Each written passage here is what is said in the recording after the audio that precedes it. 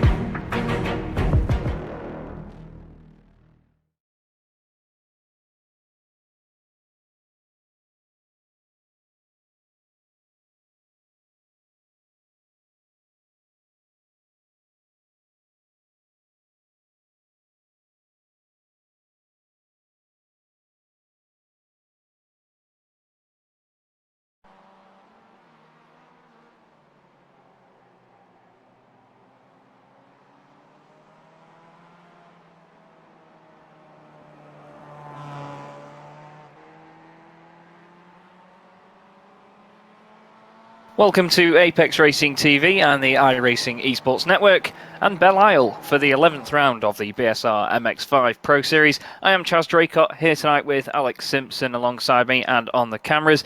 Alex, it's the first time I've ever visited this circuit on iRacing, and you probably know a bit more about it than me, of course. What do you reckon we'll see tonight from these boys? Yeah, this is a great little circuit, actually. Very challenging, 100% street circuit. Walls very, very close. Easy to make a mistake and damage the car. So I think we're going to see some good racing. There are some pretty sizable straights around here as well that these MX-5s are going to be able to get a bit of slipstream on. So definitely some outbreaking manoeuvres will go on. I dare say we'll see a few crashes here today. Certainly in my experience, I've not been in a race around this circuit that hasn't had a crash or two. So I think it's going to be interesting to see how the drivers perhaps have a good race in the first one. So with the pro drivers usually battling it out towards the front, once they get reversed on how they're going to sort of work their way through that traffic, could have major implications to sort of the state of the championship tonight, because it's very, very easy for a driver to get caught up in something here. So yeah, it's all going to be about survival, I think, in race 2, 3 and 4. Yeah, of course, with the reverse grids, gives the AMs a chance to be ahead of the pro drivers in most races that we see with them anyway. Drivers just going about their qualifying laps at the moment.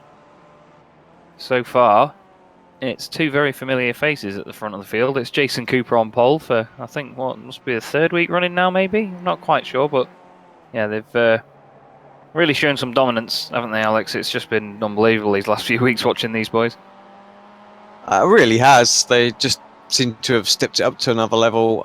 We had some pretty close battling at the start of the season, but yeah, they're really just taking it and just run with it and just improved. And the drivers around them are really sort of being made to look second best at the moment. So yeah, I think for Excite and Sim Labs, they've really got to step it up to another level again now. Just get a bit more practice in, do whatever they need to do, because yeah, these Swift Cooper lads are just absolutely killing it right now. Yeah, it's great to see though. Sometimes, I mean, in motorsport it's always good to have mixed results every single round you go to, but it's good to see that there is sometimes a bit of domination in these sports, especially with esports as well. It's all very easy for people to have a bad couple of laps and a good couple of laps, and you get it in real motorsport as well, and it's good to see that it reflects that way too. We're just watching Max Wright at the moment, going about his qualifying laps. You can just see, well, he was. You can just see how tight and twisty this circuit is. It's my first time here, like I say, and the weather hasn't come with me. It's nice weather where I am right now, but clearly not a Belle Isle. The grid will be with us any moment now. And there it is for the first time tonight then. So the number one car on pole position, Jason Cooper alongside his teammate Marcelo Pagnon on the front row. Then it's Jack Ashton of Excite iRacing with James McRitchie of Asymmetric fourth on the grid. Ashley Beard is alongside Jamie Ayres on row 3. Brian Holmes is 7th with Dave Hampson in 8th. Martin Plowman for Fury Sim Sport is 9th with Charlie Summers rounding out the top 10. Peter Van Gool is 11th for SimLab. Craig Cameron, he'll be the highest placed AM tonight, 12th on the grid. That's a great quality. He's followed by Alex Rivette in 13th. Then it's Adam Delmont for Excite with Stuart Dick in 15th, Max Wright 16th, Andy Maxwell and Ralph Cullinan are on row 9, with Carl Hardy and Steve Cooley rounding out your top 20. Behind them is Gregory Franks in the number 9 machine, followed by Joe McDonald and David Ayres. Graham Sessford is 24th. Billy Rose is 25th.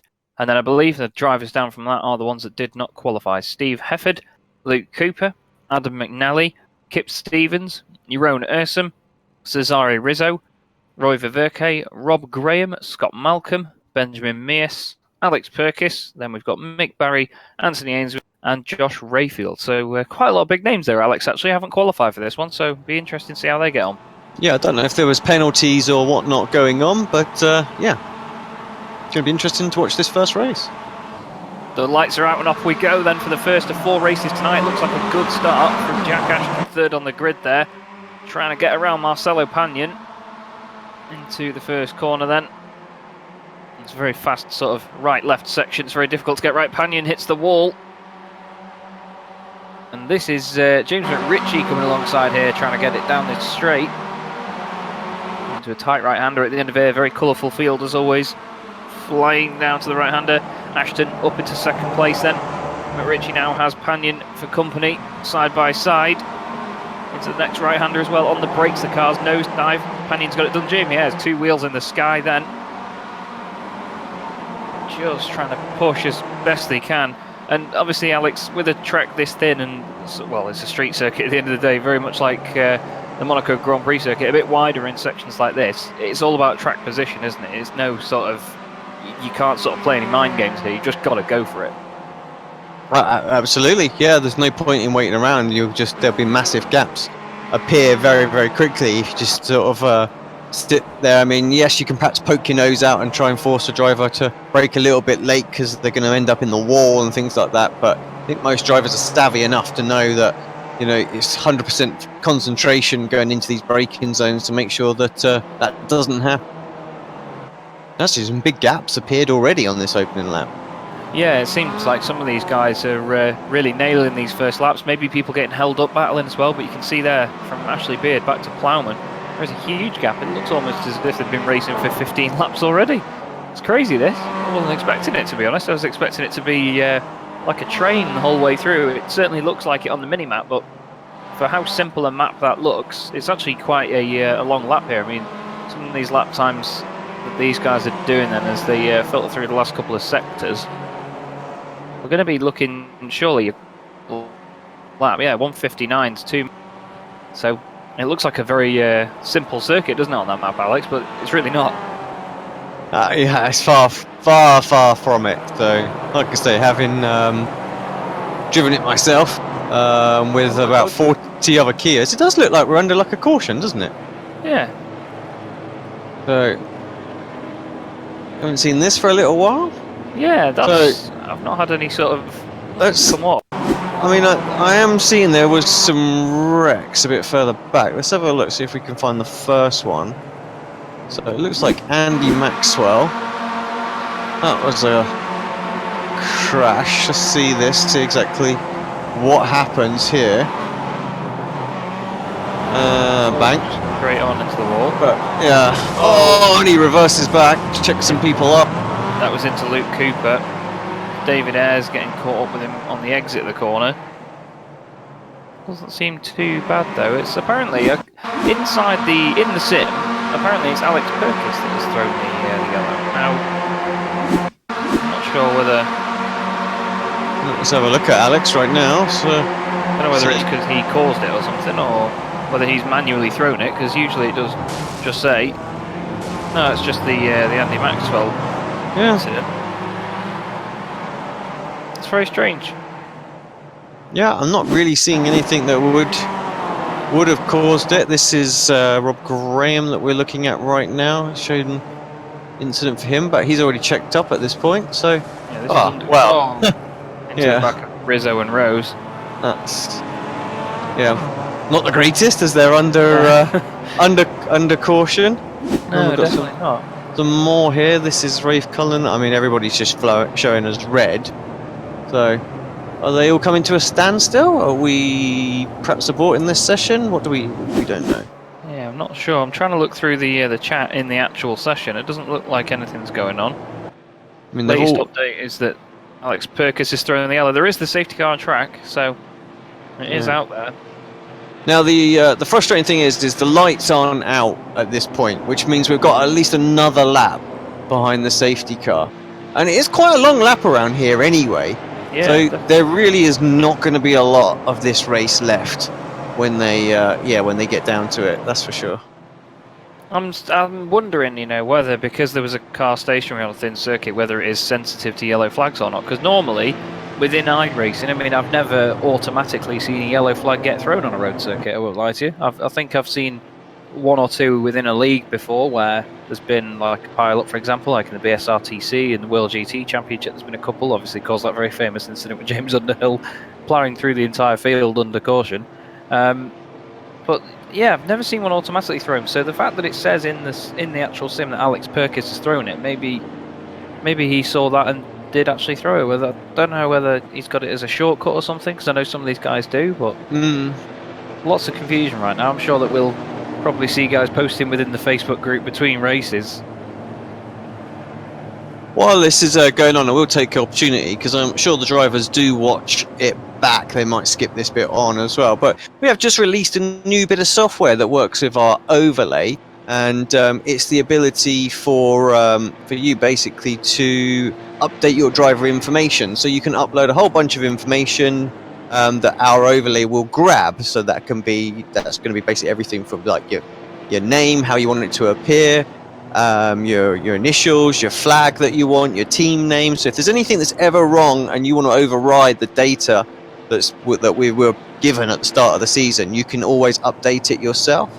A little bit of bio information, some news, like websites and social media information and things like that, that we can always reference back as well. So I have just posted that on our Discord for the admins to have a little look at. So hopefully they will push that out to the Facebook group, and you guys can do that. Yeah, you just run the program while the software's running. Jump in the car for a quick second, alt tab out, update your details, upload it, add a picture, and we better get some of your lovely mugs on the broadcast as well if you want. We're looking at you, Ellis. Yeah, gotta happen. Although I believe that's got an override on there, so it will. Or it doesn't matter how many times you type Kip or something else, it will always come out as Ellis. Yeah, Oscar, Mr. Wild himself. But yeah, fantastic bit of software, helps us guys out as well, so we didn't spend 100 man hours before every broadcast making sure that everything's up to date and exactly spot on. The lights are out in the safety, and we've only got a couple of corners of the lap left now, so Jason Cooper will be backing these boys up, and then we'll get going for what is going to be a half-length race now. It looks like he's getting up to speed, and then he's going to back up, and this is going to cause a bit of a check-up, and Jamie Ayre's wise to it. Makes it look like he's weaving, but we know that he's really trying to stay out of the way of the back of McRitchie's car. You can hear the Porsche safety car go past us now. And here we are then at the final few corners. The safety car hasn't gone at full speed yet, so he's just waiting and waiting and waiting. There he goes, foot down. Safety car just jumps out of the way. Has he gone past that before it's gone to the pit lane? We'll have to see. Jason Cooper then leads them over the line to restart this race. Very clean restart by the look of it. Jack Ashton, though, in hot pursuit, really chucking the car through the first few corners. Pannion hasn't quite stayed with him as much as he'd like to, I imagine. These things really are flying around this street circuit. They are nimble little bits of kit, though, to be fair, aren't they, Alex, the MX5s? Yeah, you know what? They're such an amazing car to drive for what they are. This is why they're used in a lot of sort of entry-level series, because, such a low centre of gravity, things like that. Great change of direction. Make for great racing, not only in the sim but in the real life. And there's a lot of real life drivers that have drove these that said, iRacing done actually a really good job with this car. Yeah, there is quite a lot of these boys that do say it's the best scanned car out of all of them, and obviously the physics are spot on. We see Jack Ashton right now really putting the pressure on Jason Cooper for the lead of this race. He's just got to be so careful though, like you say. Don't want to be trying it too late on the brakes, putting it down the inside and taking both of you off. The other interesting thing about these as well is, of course, even though they're not the most powerful things in the world, they are rear-wheel drive, so you do have to learn some pretty decent car control skills when you're pushing this car on the limit, because the back end can step out and you can easily make a mistake and spin it. As my my brother's been joining iRacing in the last week. He's well, I think he's only had it a week today, actually, to be fair, and he's been loving the MX5. He's won 6 races already, I think, in the MX5 Cup. But it's been interesting watching him learn and see the difference between these boys driving and how comfortable they look most of the time. As we see now the battle box on the bottom right, Panion is closing right in now. You can see that the gap is pretty much halfway from Jack Ashton to Panion. So he's stuck in the middle of a Swift Cooper Esports sandwich at the moment, Alex, and he'll be hoping to get out of it, hopefully at the front of it soon. There's a good battle in the background as well. Yeah, indeed there is. Let's have a quick look at that. Jamie Ayres and Brian Holmes side by side, still behind James McRitchie, doing a fine job in 4th place. They've got Beard, Plowman and Summers tagging along for company. They might have Dave Hampson with them soon enough. Jamie Ayres getting very close to the wall there. Great formation flying by these boys so far. No one's clipped a wall yet. I'm going to say yet, because that's going to be the key word in this bit. Oh, there we go. James McRitchie hits the wall, loses momentum. And really sorry, James. Jamie Ayres goes past him on the right-hand side. Into the final complex of the lap. 11 minutes gone already here, Alex, so not long for these boys to get this scrap resolved as Jamie Ayres goes to the head of it. Yeah, now will we have enough pace to catch up the top 3? I mean, they're through 2.8 seconds ahead, so maybe Ashton can get in amongst them and slow these guys down to bring this field back to them. Maybe Ashton's just happy to run with them and get that podium. It's hard to say. Yeah, sometimes you have to think the bigger picture in these championships, but when you're so close to a win, it's hard to think about that, isn't it, really? You can see the leader in front of you. You want to go for it no matter what.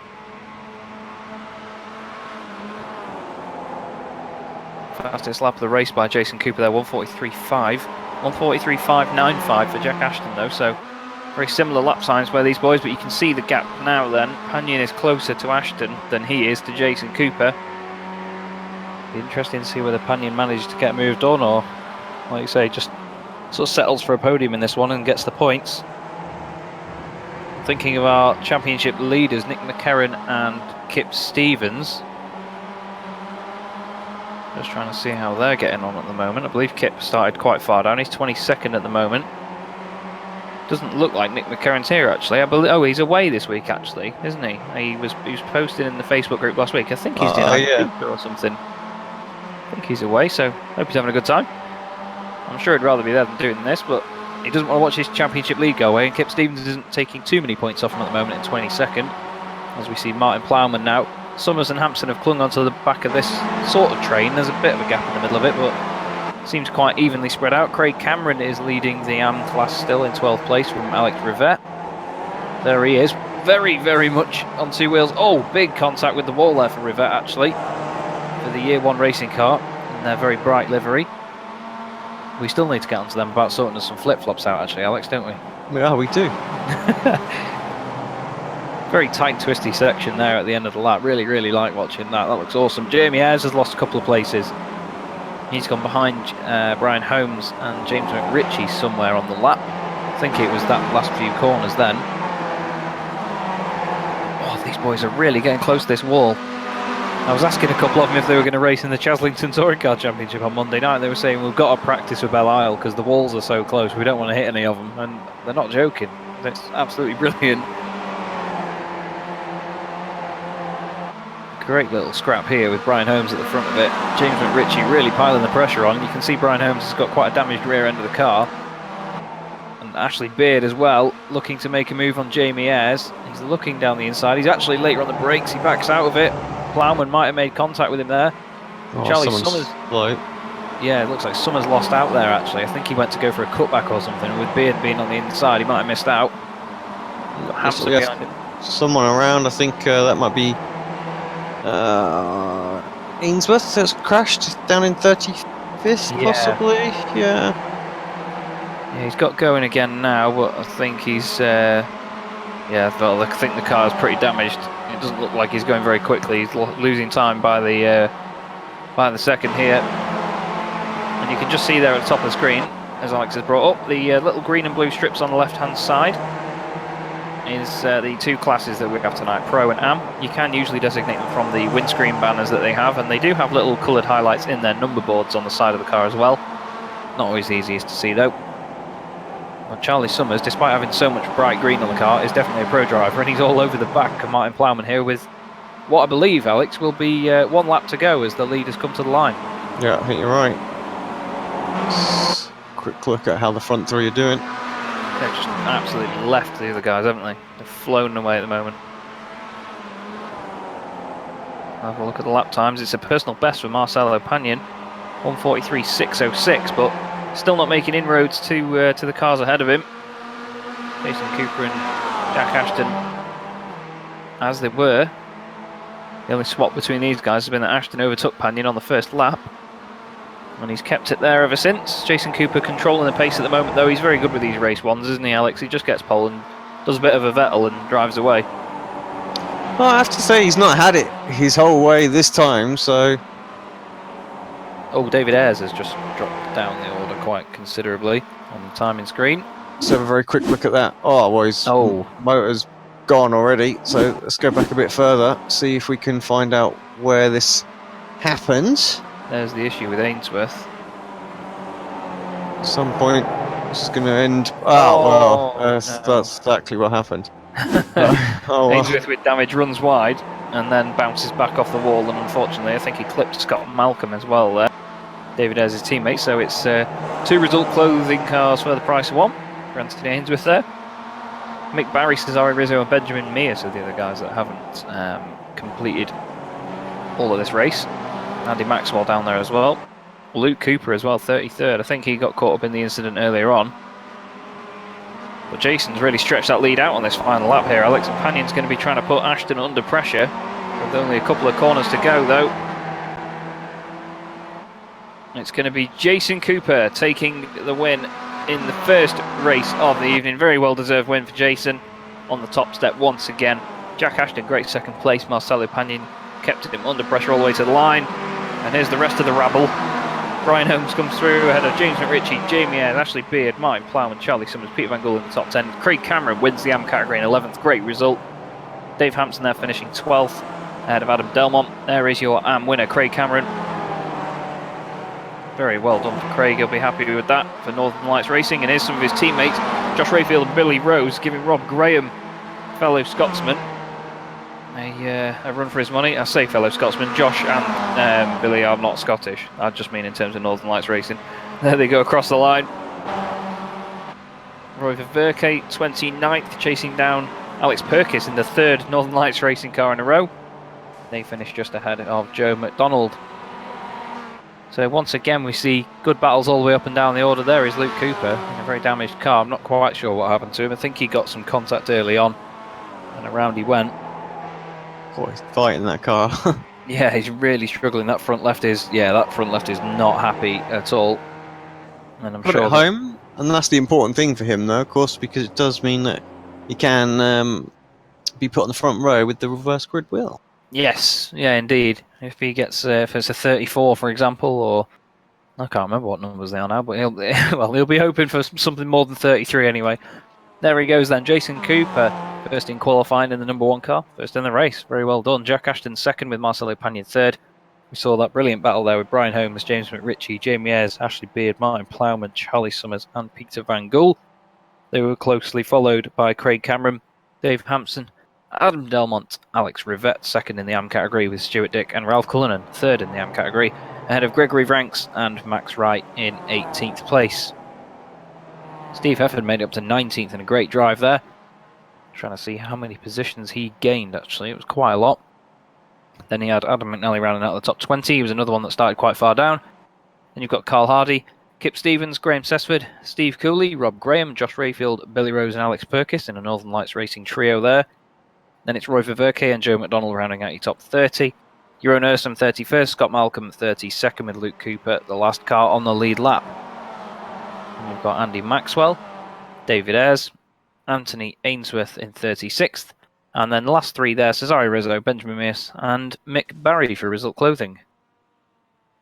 What is with Rizzo recently? Just constantly involved in things. Just can't catch a break. Yeah, there's no escape. Last Is there? 3 or 4 weeks, it's just been an absolutely dire.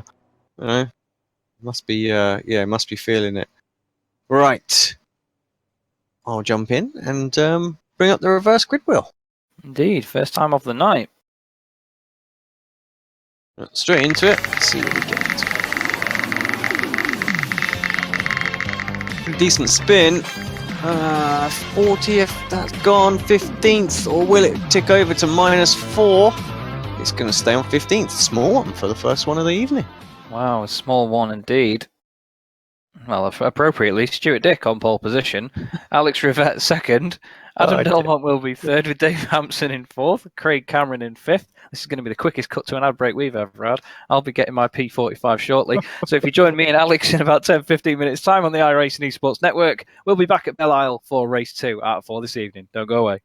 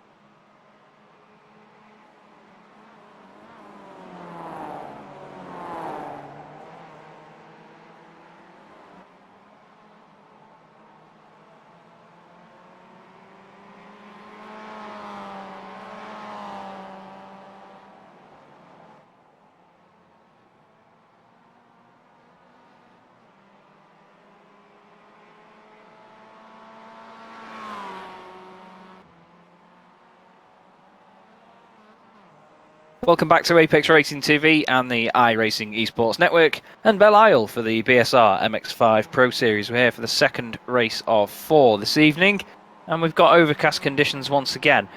We saw quite a subdued first race there, Alex, because of the unexpected safety car, but made it a bit more of a scrap at the end, but it was actually a very tame race, really. It was, to be fair. Yeah, random safety car, not really anything major going on there. And yeah, what has come out of that, though, I don't know if you saw that, Chaz, but we have the power now. Yeah, so we do. just be prepared. When we want to throw a competition caution to spice it up a bit, we might just do that. So just yeah, just watch out that way. Fingers on the button. Boys. Only when the track is truly blocked will we be throwing. But yeah, so or if Jason Cooper's winning by too much. Well, yeah, you know. So get your bribes coming in, you know. So not only is it a wheel bribe now that we're accepting, of course, it's competition caution ones as well. So wherever you are, you know, you like to send us the odd little bribe or that. So yeah, keep it coming. Come on. Maybe we should make a behind-the-scenes spinny wheel that decides what lap the caution's going to get thrown on, but only we know. That'd spice things up, but... You see, if I press it during the broadcast and you can hear the random 80s, you know, game, you know, Wheel of Fortune music going on, you lot need to worry, don't you? So this is the Madhouse, ladies and gents. But we're looking forward to another good second race here with the reverse grid. It was only 15, which put Stuart Dick on pole position for this one. And don't forget, after this, we've still got 2 more races on top of that as well. So the night is only going to get more and more exciting around this very tight and twisty circuit. And I actually thought it was a very short circuit around here, but to be fair, these guys taking nearly 2 minutes a lap, so it's anything from a short lap. It just may seem that way to them because of how compact it is. As we see the guys just practicing at the moment, they're 11 minutes into the session. Usually these guys will advance the session, the actual race itself. I think they're just waiting for a couple of guys to make it. And then we'll be ready and on our way. You can see there, it's currently 18 degrees track temperature, very, very low, because there's not a lot of sun getting there. And that'll provide quite a lot of grip for these guys, really, Alex. And obviously they don't have to worry about tyre degradation. Yeah, and of course with the overcast conditions as well, we won't really see the track temperature raise much or drop any kind of thing anyway. It'll stay pretty static through the whole run because it's so overcast. Like when you get that mostly cloudy conditions, that track conditions can vary so wildly that it can make such a difference to how the car handles in the middle of the race. Like I'd imagine here it'd be absolutely hell. One lap you could brake at a sort of a 50-meter mark or something like that, and the next lap it'd be really hot, and you're looking at sort of more like the 75-meter marker. So it's going to put the walls right into place. So maybe that's why the admins have gone there. Yeah, fingers crossed that it pays off for them as well and provides decent racing for these boys. There's Alex Rivette, who is going to be second on the grid for Year 1 racing. As the guys just line up at the moment then, we will quickly run you through a couple of them, just to get the... just so you know. So it's Stuart Dick and Alex Rivette, Adam Delmont and Dave Hampson, Craig Cameron and Peter Van Gool, row 3. And it's Charlie Summers, Martin Plowman, Ashley Beard, Jamie Ayres, James McRitchie. Brian Holmes is in 12th. Behind him is Marcelo Pagna, Jack Ashton, Jason Cooper, Ralph Cullen and Gregory Vrenks, Max Wright, Steve Hefford, Adam McNally, Carl Hardy, Kip Stevens, Graham Sessford, Steve Cooley, Rob Graham, Josh Rayfield, Billy Rose, Alex Perkis, Roy Ververke, Joe McDonald, Jeroen Ursum, Scott Malcolm, Luke Cooper, Andy Maxwell, David Ayres, Anthony Ainsworth, Cesare Rizzo, Benjamin Mears, and Mick Barry rounds out the grid in 39th. And to answer Dragon Zeron's question, do they do burnouts in this series? You're about to see about 39 little ones as these guys leave the line then. The lights are coming on. And away they go. There's your little burnouts. Stuart Dick leads them away. Alex Rivette, Adam Delmont is going to be one of my picks for this one, Alex, in the Excite Racing car. He's a very, very quick driver. He's got a couple of the pros with him there as well, in the likes of Dave Hampson, Peter Van Gool, Charlie Summers as well. So they could maybe make their way through here. And, well, if they get the overtakes done at the right time, they could easily win it. Of course, it was a small reverse grid, though, so he's got, you know, Cooper and Pagnon and Holmes. They're only, you know, sort of 12th, 13th, 14th, so you're going to have to get a move on with it pretty quickly. Of course, we're going to spin up. Oh, that was, I think, that was one of these Whippy Breed Sports cars. It was Pagnon into him. He's on his roll cage, completely upside down in the middle of the road. Now, any other time we would say that would be a safety car, but of course he's escaped out of the sim pretty quickly, cleared the track, and no one else really did in that. So yeah, we got No very need lucky for- there, I think. no need. Yeah, we almost had to throw it straight away, didn't we? So, do you know how to throw it? I believe it's exclamation mark Y or exclamation mark yellow. I think you might be right. Yeah. It's been so long since I've done it, I can't remember. I think I tried to do one for a lap once in a private session and it was only practice, so I couldn't do it. I think that's about as close as I've ever got. We look at Delmont then, giving it everything in third place at the moment through this last sector of the track. Dave Hampson very closely behind him. Wow, Alex Rivette really jumping over that curb there in the chase of Stuart Dick, who leads the race at the moment. Charlie Summers there in 5th place. He's had a great first lap. He's gained 2 positions so far. Biggest mover, Benjamin Mears, 10 places gained so far. Really good start. Importantly, Kip Stevens is down in 29th place. 38th place. He's in the number 29 car. Adam McNally has had damage as well and is further down the order. So, championship rival here for Nick McCarron, who isn't here tonight, is actually having trouble down there, Alex. Yeah, I'm not sure what's gone on for Kip, but yeah, I dare say he'll pick up over the next couple of races and still get a good couple of points still. Yeah, he's one for consistency, to be fair. It's well, no one's invincible from getting caught up in incidents, to be honest, are they? Just having a quick look, and no, unfortunately, Josh, Alex Rivette is not related to Paul, as far as I know. Interesting to see how he got on. If he was, we'd definitely have something to sort of compare it to in terms of his dad's triumphs in the Clio Cup. As we just see now, Hampson and Summers swapping places. Summers doing a great job to get through. Beard is the car that's behind them further down the order. But Rivette leading the way in the AM category at the moment, Alex, by quite a considerable distance over Ralph Cullen. And you've got to think that now that Craig Cameron's been sort of taken care of, so to speak, he's just sort of got to play the long-term game here in the bigger picture and just play it safe, really. Because, Stuart Dick with an absolute belter of a moment there. That was on 2 wheels, then sideways. He's overheated the rears. And then damage. It goes. I think he just damaged that rear there. He just hit it, and bit of suspension in there, and he just couldn't hold it together. And Rivette now leads the race, of course. So never mind taking it easy. Go for it, son. Leg it. Try and get away from Adam Delmont. But that's easier said than done. Adam's very quick, and there's always an Excite car somewhere near the front of the field, and he's the one that's doing it for them tonight. Summers, Hampson completely sideways. What a great shot that was. Hampson giving it everything through there, kicking the rear end out. That's the end of lap 3, then on to lap 4. And Alex Rivette still leads the race, doing a fine job. He's actually done the fastest lap of the race as well, 1:44.7. Very well done. Just going on a bit further back, let's have a look. Rafe Cullen second in AM, right in the thick of it right now. Again, some drivers hitting the wall, but yeah, 11th place is in that battle for, well, really goes all the way almost to the front, really, but got his hands full with Panion. Panion with a lot of damage though. Actually, yeah, Panion was down 1, isn't he? By looking at the battle box, so he's struggling a little bit out there with that damage. Yeah, he was the one that hit Craig Cameron, unfortunately. It was not very well. He wasn't. We didn't have long to react to it. To be fair, he just came out the corner, and then there was a car in the middle of the track, completely sideways. It's and upside down. Don't forget that.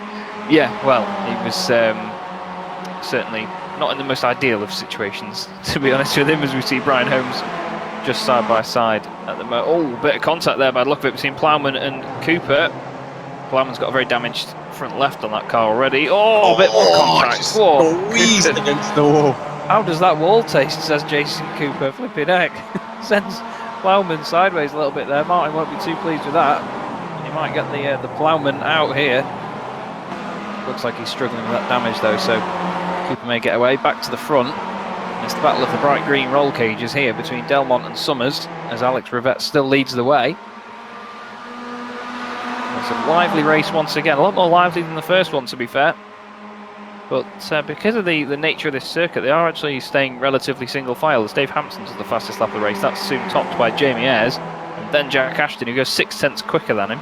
1:43.3 in 9th place. Jack Ashton. A lot of these guys doing personal bests. as the pace picks up, as the field spreads out a bit. Of course, they're not going to be slowing down for each other. Charlie Summers very close to the back of Adam Delmont there. Done the braking, really left it. Probably a good sort of 5-6 meters later, you could see how much he closed up under braking. Not much, but it does make quite a visual difference.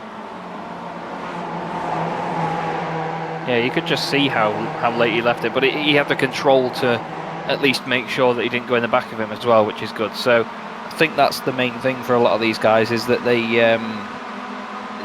they've got the confidence to leave it late in the brakes, because they know that if they need to, that they can get it stopped in time and not make contact with anyone else. There's Delmont still chasing down Rivette. You can just see he's just trying to find a line or anything anywhere really to just try and put Rivette off here, just to show his nose and put a bit of pressure on. But it's easier said than done here, because it's such a circuit where you have to take one line to really maximise your lap time. Just got to be very careful. He's got a great run out of there actually, and he's alongside down the inside of Rivette now. Leaves the room. Nicely done. That's going to let Charlie Summers in on this as well. He's got a good run. He's not going to get any slipstream or anything though. And as they go around to the final few corners, then Rivette's moving over. Oh, not quite an overlap. So he got away with it. Into turn one. Delmont a bit early on the brakes, catches Rivette out, nearly makes contact with Summers. Summers is in the wall. I think Summers slowed down. They've all survived. Oh, Summers is not. There he goes. Not anymore. Tries to keep it out of the road. Yeah, he's out of the way there, fortunately for everyone else. Real shame for Summers there. I think he just got on the brakes really hard to avoid the slowing Rivette in front of him. Ashley Beard has got damage as well. Not sure whether he caught him as well, but there is the very bent and buckled Charlie Summers MX5. It's a real shame that, because he was doing very well. Yeah, you look at steering. Suspension damage as well. That's unfortunate. It looked like a pretty sort of soft hit on the wall, if there is such a thing. I thought maybe he might survive, but yeah, no, he hasn't. Oh, a bit more damage. Just crops up as well. So it looks like the car wants to turn left, no problem. Right, not so much, and that's a problem around Belle because most of the turns are to the right. Yeah, it's it's a clockwise circuit, as most of them are. There used to be an interesting fact about Interlagos actually on the Formula 1 calendar. It was the only counterclockwise circuit. And I don't know if that's still the case, as we see Steve Hefford here weaving through these guys, threading the needle, trying to make some moves with Plowman. Josh Rayfield involved in this as well there in the Northern Lights car with the pink wheels.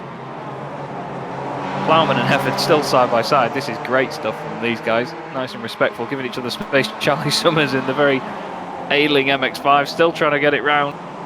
Plowman's trying to avoid Hefford. Oh, that's Rayfield into the back of Plowman, who subsequently hits Hefford. They all stay on the track somehow. Behind them is Gregory Vranks in the Auto McNock Hill car. He's trying to get in on this as well. Charlie Summers still somehow defending this from Steve Hefford. I don't know how he's getting that car around him. Oh, he nearly takes him out on the exit of that corner. I think he was scraping along the wall there as well. Fair play to him for keeping it going. But that thing really is a rolling roadblock at the moment. Josh Robbins in the chat very well pointed out that COTA is anti-clockwise, and I don't think you'll agree with me, Alex, but I'd rather forget that COTA exists. Yeah, I think Singapore as well is also clockwise. Yeah, so there's a few now. Yeah, and they started copying Interlagos, and of course F1's moving away from Interlagos, which is really sad. And little nerve. Disqualified as well. Oh no, he's back. Just a little blink. No, he has gone. Yeah. So yeah, that was, that's the end of Martin Plowman then. Just making contact with. There is an incident limit in this series, just in case the viewers were wondering. So yeah, there's get disqualified. Confirmation of it as well. Definite confirmation. Alex Rivette still second, defending from Dave Hampson, doing a great job at the moment. Second overall, leading the AM category by some distance, and Jamie Ayres, Hampson's SimLab teammate here, is getting held up, and he has James McRitchie and Jack Ashton and Jason Cooper for company as well. So it's not like that's an easy list to hold back in a racing scenario. But Alex Rivette doing a great job, really good job for him at the moment. Got a couple of laps to go. Adam Delmont leading the way though, and he's making a bit of a run for it at the moment. As you can see in the battle box on the right hand side, then you've got Dave Hampson is highlighted, the car that we're watching at the moment. The gaps you can see are obviously to Delmont and Rivette ahead of him, and then Ayres and McRitchie behind him. You can just see where the spread is at the moment. Quite even really if you look at it that way. But he's hanging on there for a podium at the moment in the 888 machine. 3rd place overall. That battle behind them is getting really spicy though between Ashton, Cooper and McRitchie. Cooper just trying to put the pressure on. Jack Ashton now was the hunter in the last race. Now he's the hunted when it comes to Jason Cooper. He's giving him space on the left-hand side there, trying to maximise the run through that corner. Jamie Ayres trying to avoid. Oh, Alex Rivette's going slowly there. I think he may have had a bad exit out of that corner. Maybe a bit of damage on the front left, actually. It looks like he's clipped the wall. He's He's gone losing board. places. Hand over fist now. That wall was very quickly coming up to us then. This just shows you how tight this track is as well. There's definitely damage to this car. The steering's not quite straight, I don't think.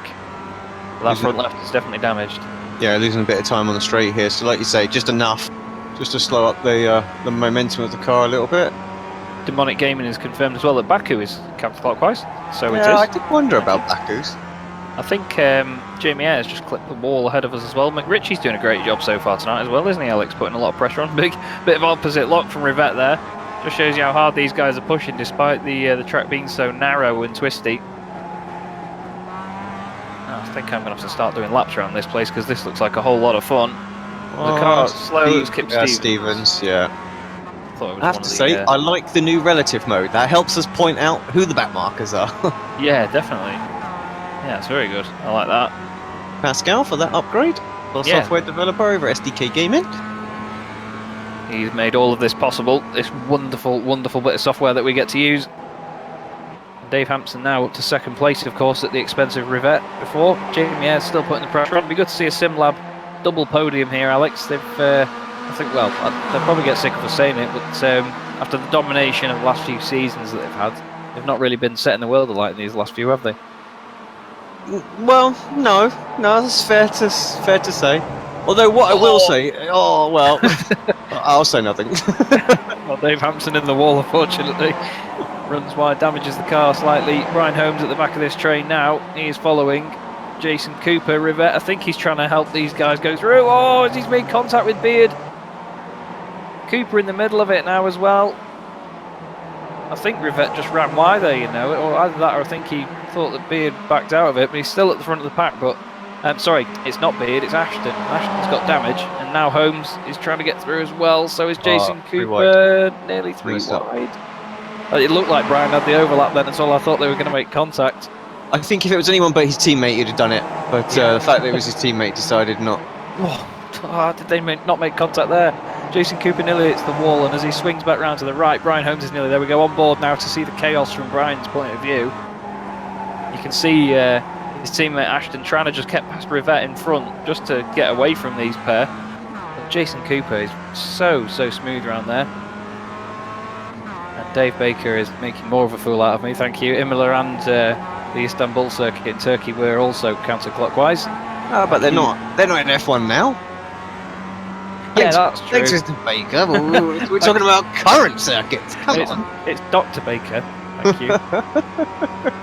Glad to see you watching, Dave. Pleasure as always. And of course, don't forget you can check out Apex Racing TV on our own YouTube channel as well. We are also streaming to Facebook and Twitch quite regularly as well, covering multiple series. We have a good laugh doing it as well, so we hope that you enjoy our streams in future as we're going nearly 3 wide here. Rivette, Cooper, Ashton. I think Cooper might get it done. Ashton's looking the favourable one at the moment. Rivette runs wide. Cooper nearly makes contact. Brian Holmes tries to get a good run. Into the back of him he goes. Doesn't quite work for Brian there, unfortunately. Oh, as Ashley Beard clips the wall. Brian Holmes down the inside. Nearly making contact with Rivette. Good battle, but I've got to just switch a little bit towards the front because, well, for a moment, actually, Ayres had caught quite a bit up on Delmont. They're only 7/10 back, but now back up to a second, so a good sector for Delmont. He should be good. The remaining half a lap to go. Kind of glad we went away from that then. That was giving me palpitations. And we've got Delmont then, only a couple of corners to go. Jamie Ayres now, of course, second after Hampson made contact. Oh, McRitchie! McRitchie, no! I think he's going to be right. Yeah, he's going to keep fourth, I think. Should be all right there. But here is Adam Delmont then, out of the last corner. Down round to, well, it's not quite as straight, is it? He will go. Full throttle. And he'll be very relieved to see the end of that one. Great drive by Adam Delmont, takes the win in race 2 of the night from Jamie Ayres. Dave Hampson is going to finish 3rd. McRitchie is going to hold on to 4th. Jason Cooper, great drive up to 5th place there. Ashton 6th. Rivette wins the AM category in 7th. Ryan Holmes eventually coming home in 8th. Ashley Beard 9th. And Peter Van Gool will round out your top 10. We've got 3 of the Year 1 racing cars here. One of them of which I clearly haven't done a decal layer for, unfortunately. That is Andy Maxwell. And he doesn't have a personality disorder, don't worry. He's just got a number 5 on one part of the car and a 19 on the other. And they're going to cross the line in formation here. Cessford and Maxwell. Very well done for those boys. Top 20 finishes, they'll be happy with that. And they're very brightly liveried cars. Luke Cooper, another disappointing race for him now. It's a bit of damage limitation tonight, but not the well, it's not that way according to the state of that car, Alex. He's having a rough time this round. Yeah, you got to keep finishing. That's the important thing, though. That's what clocks up the points, and that's how McLaren got to the lead in this championship. So, keep doing that.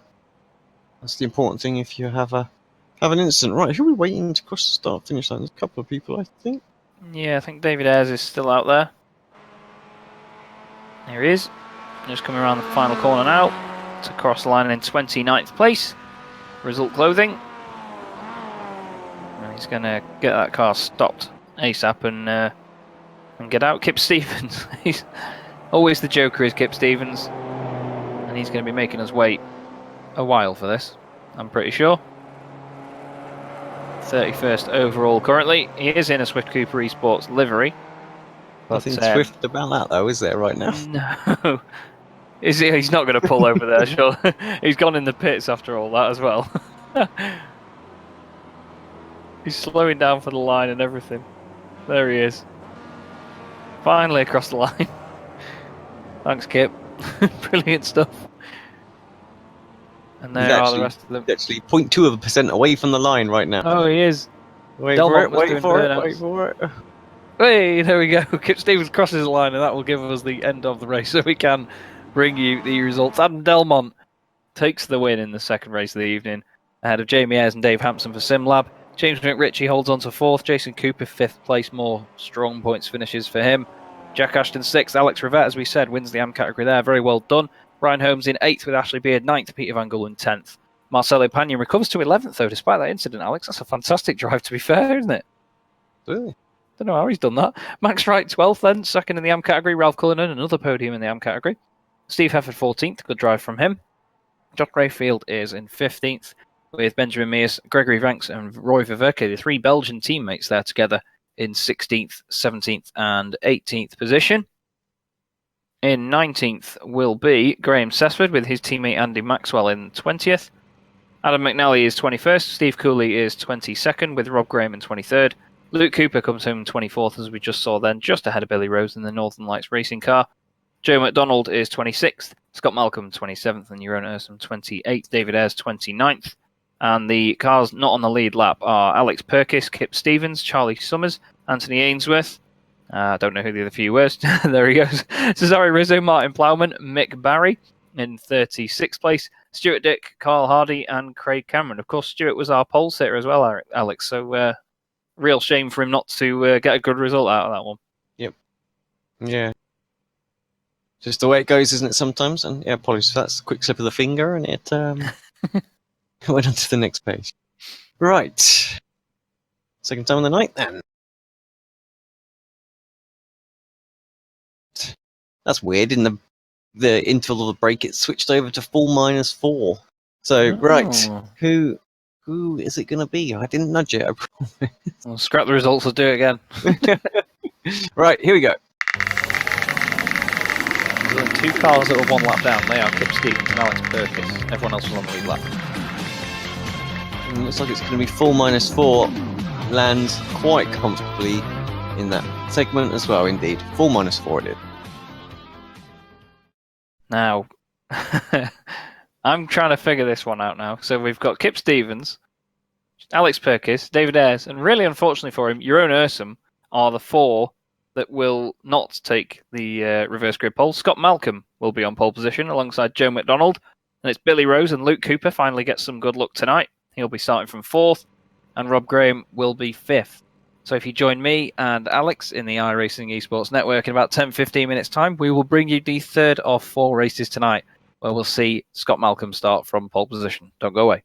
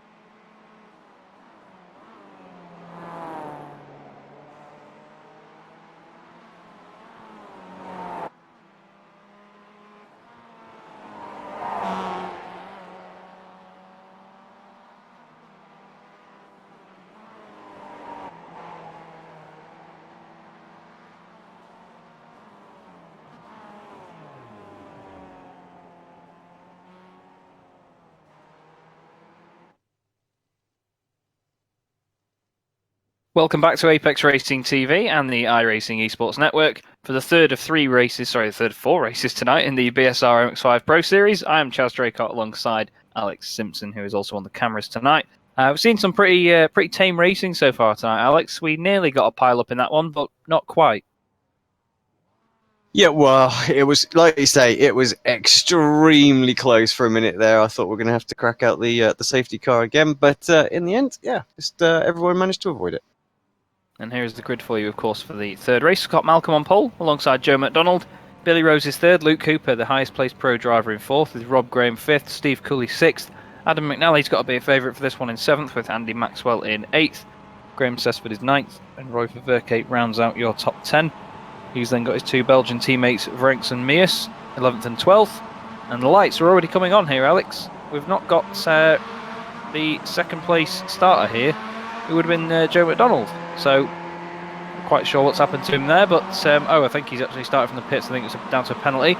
So that means Luke Cooper is third already. Good start from everyone by the look of it. Nice and clean so far. Rob Graham. Oh, there's a one car in the wall. He needs to hold it on the brakes. Oh, this could be messy. I think there's more. Oh, David Ayres having a crash all on his own there. He's been caught up with someone at the very back, and the track is blocked. There's more people rolling over. The track is an absolute mess. Well, we could have thrown one. I tried. I'm not going to lie. I did give it a go, but I don't have the permissions. Oh, okay. So that's that. Well, that was that all looked like it stemmed from the year one car losing it and then going back across. I'm just trying to see who we've lost in that. We've lost Jamie Ayres, Pete Van Gool, Joe McDonald. Unfortunately, I think Joe's still out there. There's a lot of red on here. First person to go, Steve Cooley. I think. Let's have a little look. Go up in the chopper. Might get a better shot from it up here. Oh, it's that little bump there. Yeah, and that's where the safety car very famously lost it. He clips Panion. Got out of the way pretty quick. Yeah, he did. To be fair to him, he escaped that very, very quickly. But David Ayres, the second one to have the incident. Yeah, I think David had an accident all on his own, I think he did the same thing, just over that bump. Yeah, there it is. You can just see how quickly it unsettles the car and it comes back over. One of the asymmetric cars. That's the one that caused all kinds of manner.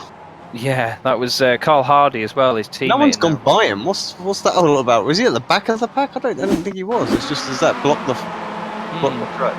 Oh, I think Ralph Cullinan and Panion there, the white and orange car at the top of the screen. Yeah, it's Cullinan gets caught up with, I think that's Lorne Murray. This is where it all goes. Jason Cooper in there as well. He got turned around. He's still going, is Jason Cooper, but he's a lap down at the moment. Back to live. Absolute nightmare for these boys. Rob Graham leads the race from Scott Malcolm, and Adam McNally's in there as well. So something very strange has happened up there, because Adam McNally was around 7th place. Rob Graham was 3rd or 4th.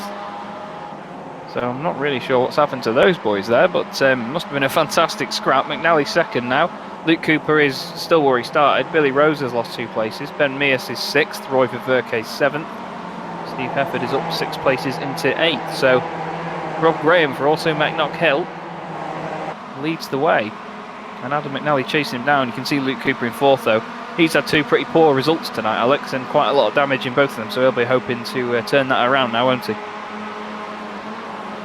Yeah, he needs to, doesn't he? He needs to score some good points, that's the thing.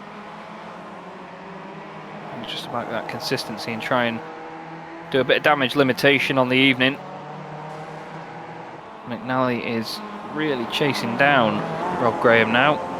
He's got plenty of time to put the pressure on though, so he doesn't need to go too over the top straight away. There's a couple of cars too wide there as they come out of the right-hander. That's Rose and Meus behind them.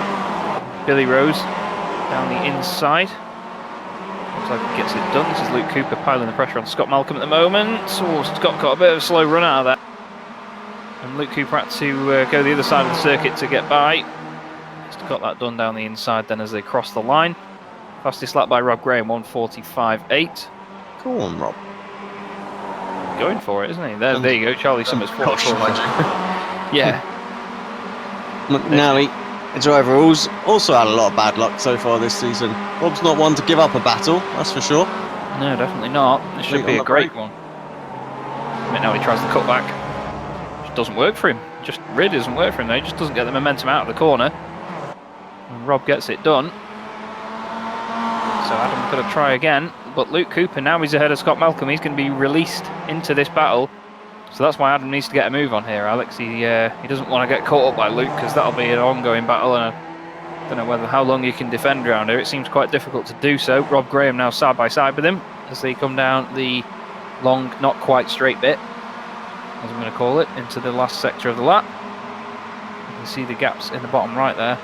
Luke Cooper gradually catching up just by the odd thousandth. McNally gets it done down the inside then, and takes the race lead away from Rob Graham, and now he's going to try and run away with it. Oh, that's a big crash. Oh, Rayfield there into the back of, is that Gregory Vranks? I think Pannion's involved in it. Who else have we got? Billy Rose involved in it. That's Hefford ahead of them. Oh! Wow, that's a big hit. Who was it who hit him? Oh, that rejoin though. That rejoin by Pannion was pretty poor, I won't lie. I'm not going to hold back from saying that. That was rather poor, to be honest. So it was one of the automatic not kill cars. I think it was the one further ahead of them, actually. Yeah, it was. Who we've got up there? Roy Verke is in the number 4. That's Gregory Vranks in the number 9. I think it may have been. I think it was. It is Roy Verke, isn't it, that we're with now? What did Roy do here? Pannion just defending a little bit. Get loose on the braking. I don't know whether he just went over to defend, you know. Yeah. Don't know. I think Roy got quite a slowdown there when he hit him. It made him look like he got the corner perfect on the apex, but I'm not sure he would have done if there wasn't the contact, I'm afraid. But that's for the admins to decide. Yeah, definitely. There's Scott Malcolm now as Benjamin Mears behind him. And doing a bit of a weave in some sort of protest, I'm not quite sure. He's all over the place really here. Maybe he's trying to put Scott off with a bit of dancing behind him. Piling the pressure on though, that's for sure. And they've got Steve Hefford behind them in 6th place. Luke Cooper is yet to pass Rob Graham for 2nd place, as now Mears pries the door open down the inside. And they're going to go into the right-hander now. He's going to try and get the cutback, doesn't carry the momentum. Steve Hefford's going to try and get involved as well now. So it's backfired a bit for Mears. Look at that around the outside by Hefford, great stuff. And he's now they go through the left-hander, he's going to be on the inside for the following right. Nicely done by Steve Hefford, that puts him ahead of Ben Mears. Ben's going to try and get the cutback, that's a nice little shot with the sunset behind it. But Scott now is getting away because of this little scrap actually. He's going to open up the gap slightly. Although the guys behind carrying a lot more momentum through that section there. Steve Hefford has got the run by the look of it. He's going to try and get alongside as they go for the line to end lap 4 and go on to lap 5. Steve down the inside. Yeah, nicely done that. Very and Mia's trying to capitalise on it as well, but yeah, Malcolm's still there. They're going to be 3 wide. Brian Holmes, really opportunistic stuff there. Hefford on the inside. Fantastic. I thought there was going to be contact then with Mears and Holmes. Verke on the outside now as well. This is a great little battle between these guys. No one giving an inch here. Oh, Scott Malcolm loses it on exit, unfortunately. Drops a couple of places. Josh Rayfield going through there as well. I think Charlie Summers was another beneficiary of that. And Steve Hefford leads that battle then. From Holmes, Mears, Verke, Beard, Summers. Good list of names there. To be involved in one scrap as well. It looks like in the background Steve is just getting away from it here. Mears has his teammate Verke behind him now. Ashley Beard on his right hand side. Squeezing Ash over to the right. Ash is going to be on the inside for it though. Looks like he's going to get the job done. He's not completely got rid of the overlap though. Yep, there we go, he's done it. Mears, a little bit of a drift there. I think Brian Holmes may have clipped the wall. Benjamin certainly did after that. This is great fighting by these guys. They're giving everything they've got. Yeah, great fighting. Rob Graham still trying to hold on to 2nd place. It's automatic cars everywhere we look at the moment. These guys are doing a great job in this one. There they go then, flying. Oh! I heard a contacty-like noise there. I'm not sure whether that was from somewhere else on track. Possibly Barry. I see Mick Barry maybe crashed. Let's take a quick look, see if that was indeed Mick. Actually, Mick's crashed a few times in the last. He's got a very broken car. Could well have been him. Yeah, lots of contact. Something not quite going right there for Mick Barry. Adam McNally, race leader there, as you just saw. Rob Graham second. Still defending from Luke Cooper. And anyone that's raced with Rob before in the BSR and other leagues will know that Rob is a very valiant defender.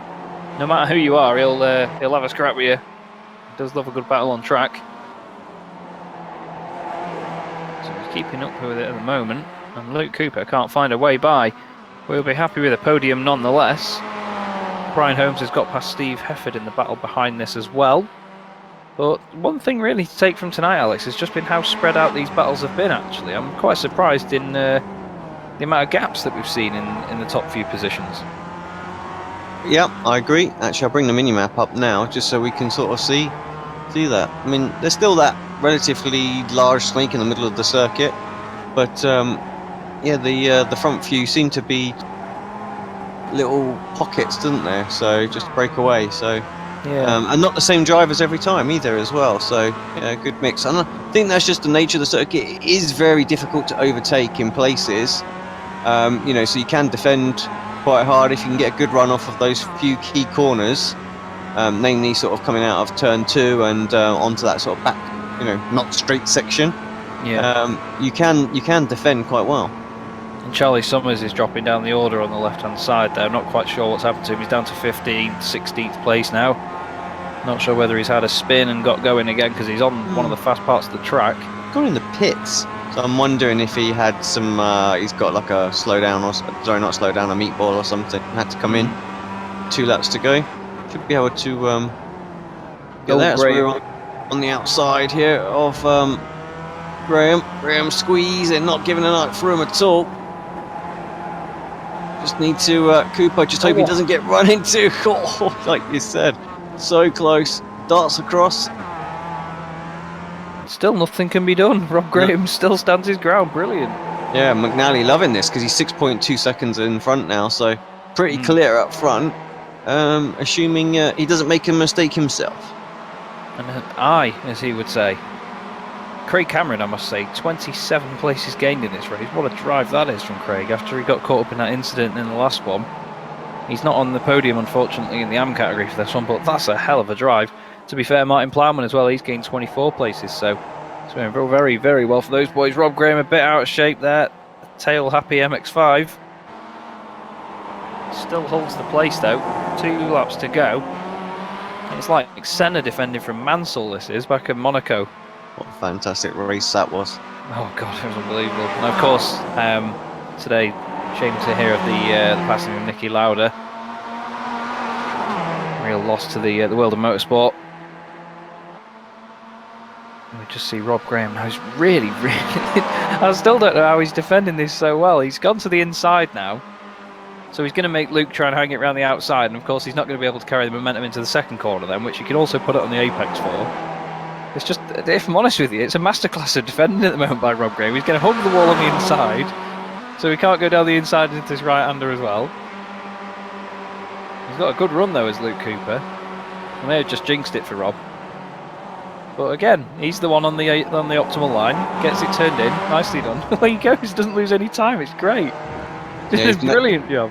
He's nailing the apexes, like the braking as well for him. That's what's making it very, very difficult for Luke. You know, if you brake a tiny little bit early or just a little bit late, then there's an opportunity. But you know, Rob's absolutely nailing it every time. So getting good drive off the corner, not much you can do. No, and every so often, of course, Luke's getting the slipstream, but it's not doing a massive amount for him, to be fair. So he's it's not as if there's a slipstream like we get at somewhere like Road Atlanta or. He has got that Road damage Tracker as well. Let's not forget that Cooper has got a bit of damage on his car, so that will be hurting his straight line speed. Yeah, but of course. Yeah, this is what street street circuit racing's all about, really. You know, fend hard and you can hold on to it. Certainly, and Rob Graham doing a great job of that at the moment. Gets a good run out of there. Defending over to the right on Luke Cooper again. Luke still nowhere to go. Holmes is coming as well, so he might even be there on this last lap, and Cooper's going to have to be careful. Into the wall again, a bit more damage on the other side of the car now, maybe it'll even it up a bit. Oh, Rob Graham a bit sideways out of there though. It's going to kill his momentum, but I don't think Luke's going to be close enough. After speaking to Steve Hefford a while ago, he did confirm to me that the front of these cars are made of cracker bread. So if you do get the slightest tap or a bit of damage on any of the front corners or anywhere on the front end, really, you lose a lot of straight line speed. Handling not so much affected unless you actually clip the wheels and knock the steering out, but yeah, it's a bit of a nightmare if you damage the aero on the front. But yeah, like I say, Brian Holmes is right there. We see Jason Cooper here and Ashley Beard side by side. This is for 6th and 7th place. A little bit of a door knock there. Oh, how he didn't go in the wall there, I don't know. That was really well done. Ashley Beard still on the inside. Still a tiny bit of an overlap. They've got to be so careful not to put each other in the wall here. Very easy just to miscalculate it while you're battling like this and put one another in the wall. Jason Cooper sliding around all over the place. Sliding around on exit. Beautiful drift, and that's going to bring Josh Rayfield into this as well. What has gone on? We flicked away for just a split second, and it's Brian Holmes in second place from Luke Cooper, Ben Mears and Rob Graham. What's happened to Rob Graham? We'll look back after this run's finished, I think, because here comes McNally. Where is he? Yeah, he's just got a couple more corners to go. That's a real shame, that. He's doing such a great job. I'm not sure whether contact would have occurred.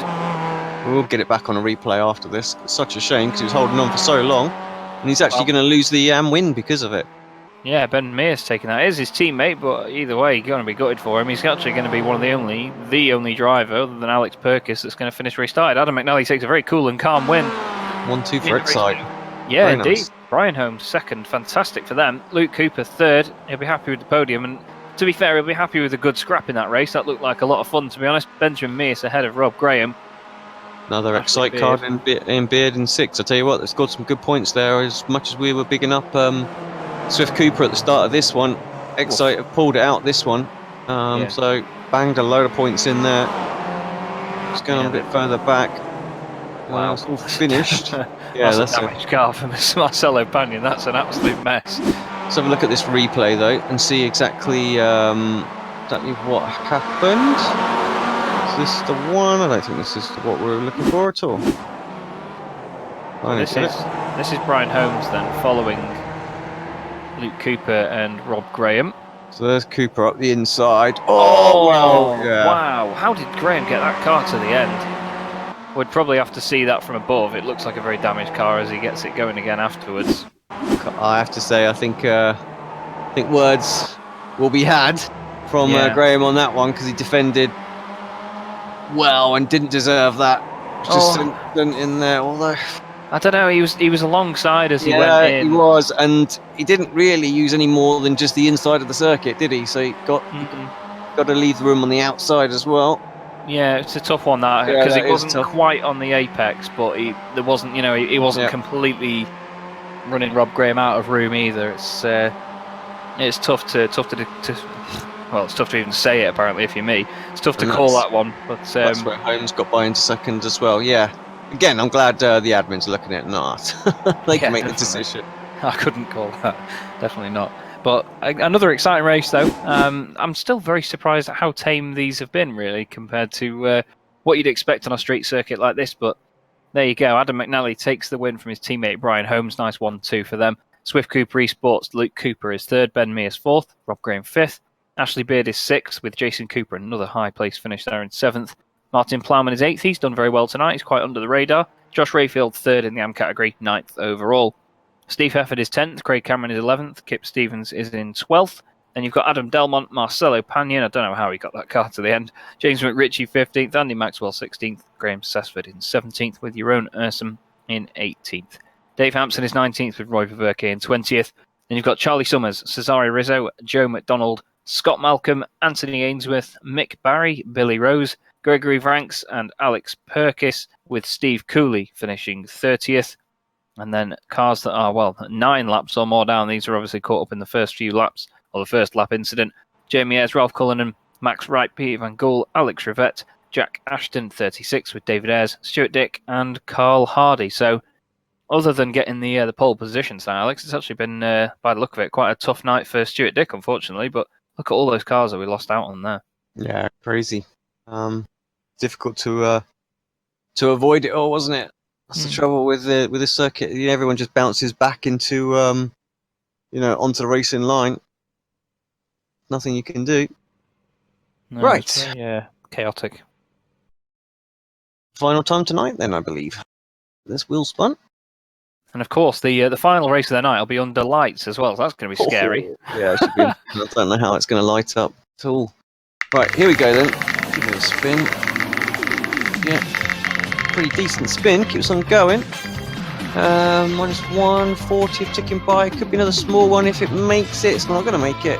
Going to stay on 40th, which is effectively going to be a 4, I believe. And to be fair, out of the 39 cars that we have tonight, only 23 of them will be reversed. But that's going to put Joe McDonald on the front row of the grid, alongside Cesare Rizzo. Very interesting second row of the grid in Charlie Summers and Roy Verke, with Dave Hampson in 5th.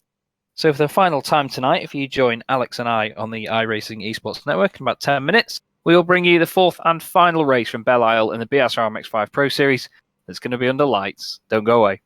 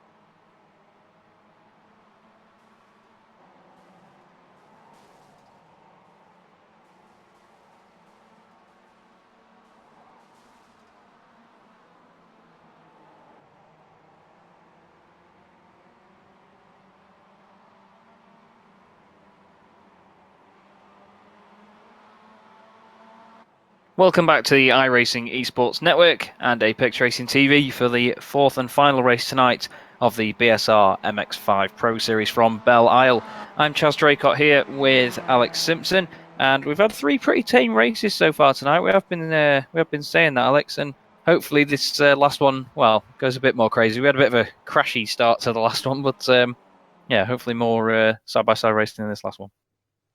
Yeah, I mean, bit unfortunate, like you say, at the very, very start of the last one. So let's hope we don't get that again. Could easily happen though. Yeah, these boys can get a little impatient trying to get through the pack, so we'll have to see how they get on.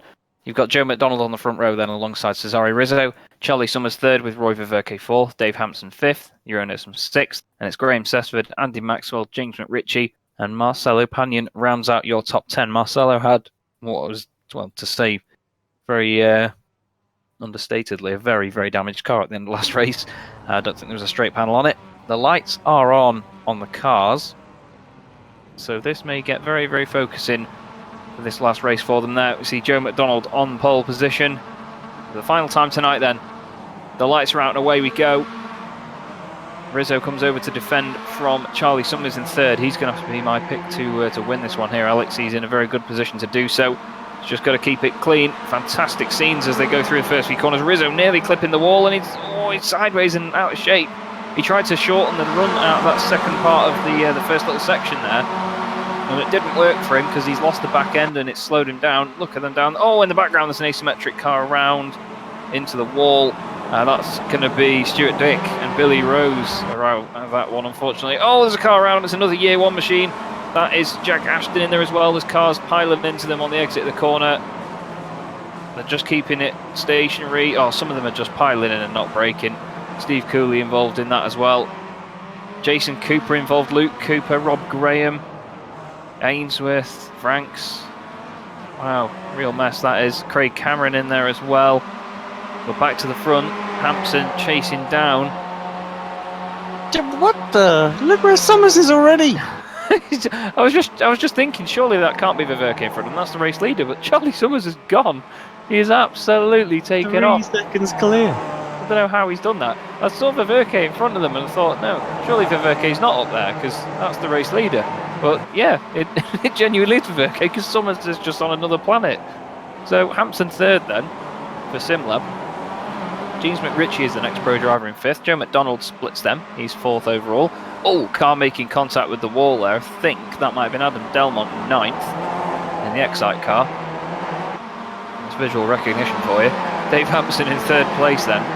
He's going to want to get past Viverke and see if he can chase down Summers, but that's a lot easier said than done by the look of it at the moment. Alex, he's just checked out.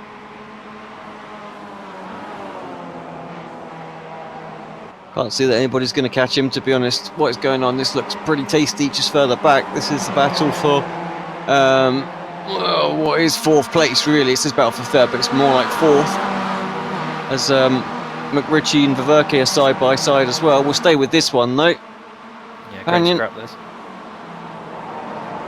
Oh, we just sort of let him have it, didn't he, McRitchie there? Yeah, just sort of breaked out of it. Needs to take some lessons off Rob Graham, I think. Yeah, nailed that. Every lap there. Yeah, it was a real shame that ended as it did with Rob Graham and Luke Cooper in that last one, but like we said, that's racing sometimes, you do get those incidents. Steve Hefford now down the inside of Joe McDonald into the right-hander. Gets the job done. Josh Rayfield behind there as well, looking to get involved in the Northern Lights racing car. Josh has been very racy tonight. He's been doing not too bad, to be honest with you. Good couple of results for him. Great shot there as the cars go down the straight. You can see the lights just catching the walls as they go along. And into the right-hander they go then. Rayfield down the inside, Joe McDonald really high up on two wheels. Brake disc glowing on Joe McDonald's car. Fantastic stuff. Just behind them there, that is Plowman and Brian Holmes having a good old scrap. Martin Plowman's been a real revelation this season. Alex, he's come on board with the Fury Simsport boys and he's been doing a really, really good job, to be honest. Really picking up pace and performance as well, I think. I mean, he was quick anyway, but just seems to be able to sort of stay in these battles a little bit longer than he was at the very first few races. So, yeah, looking good. Yeah, and that's what this series really sort of promotes, to be honest. There's a lot of close racing all up and down the field, and when you get used to racing with the same guys each week, you learn where to take your moves and who to defend more strongly against, who you've got to be more careful around, and it does develop you as a driver. You may not feel like you do in terms of when you look at your results, you may think, oh, I crashed out of that one, but for like the laps that you were in the race, you may have been having a great scrap with somebody that you wouldn't have been having, say, a couple of rounds ago or even a couple of months ago, depending on how long you're at it. But just looking at Rizzo now, he's got a very damaged car as is. Just hops it, yeah, it's not even straight, that car down the entire right hand side, so unfortunately not quite going his way. Here's Dave Hampson then with Marcelo Panion hoping to make it. A Swift Cooper Esports 1-2 here as his teammate Charlie Summers is now 3.3 seconds up the road from these guys. Dave is really going to have to fly the flag here for SimLab.